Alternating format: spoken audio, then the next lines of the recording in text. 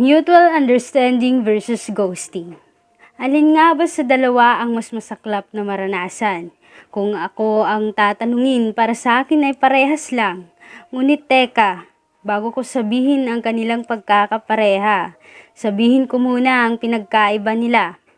Dito muna tayo sa mutual understanding na kung saan pumapasok ang malabong usapan at malanding ugnayan. Yung tipong nagmamahal ng walang karapatan. Kapag may iba na siya, wala kang karapatan para pigilan. Pagkat wala naman kayo. Kaya wala kang karapatan para magreklamo. Bibihira na nga lang ang nagkakatuluyan sa mag-MU. Yung tipong ang sweet ng mga konbo, daig pa ang magjowa. Pero pag tinanong ng barkada, bakit kilig na kilig ka? Yung tanong, may kayo ba? Ayun, napatahimik siya bigla. Oops, teka, sa MU naganahan na. Mapunta naman tayo sa mga buhay ngunit nagmumulto na.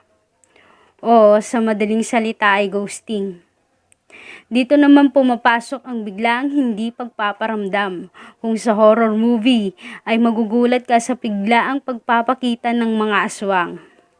Sa kombo nyo na may naiyak ka dahil biglang hindi siya nagparamdam. Ang masaklap, wala pang paalam. Tad-tad na nga ng message sa chat pero sinlang ang natatanggap. At tuluyan na ngang hindi nag-usap. Pero teka, kahit na ang sitwasyon ay magkaiba, meron din pagkakapareha. Parehas na umasang meron pero sa huli ay wala lang talaga. Parehas na pinaramdam na sa una ay mahalaga ka pero yung totoo, trip ka lang pala. Parehas na pinasaya sa una pero sa huli, pinaluha ka. Parehas na sinaktan at pinaasa. Ang daming nagtatanong kung bakit ka umiiyak hindi naman naging kayo. Pero di nila alam kung hindi lang sana sinanay at pinaasang may kayo sa dulo, di sana nasasaktan ng ganito. Mutual understanding at ghosting, parehas nakakaranas ng paglalambing, ngunit sa huli ang pusong parehas ay nahanting. Parehong dinanas ang sakit at pait sa kalooban. Wala mang karapatan o meron parehas ding uuwing luhaan.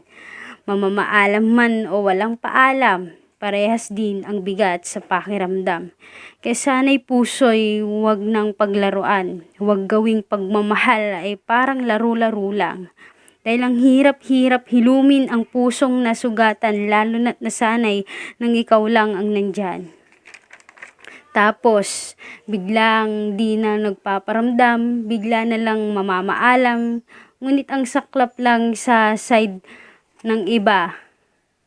Walang karapatan, walang pinaglalaban, ni walang pinanghahawakan pagkat nagmamahal sila ng isang taong sa kanila'y trip lang.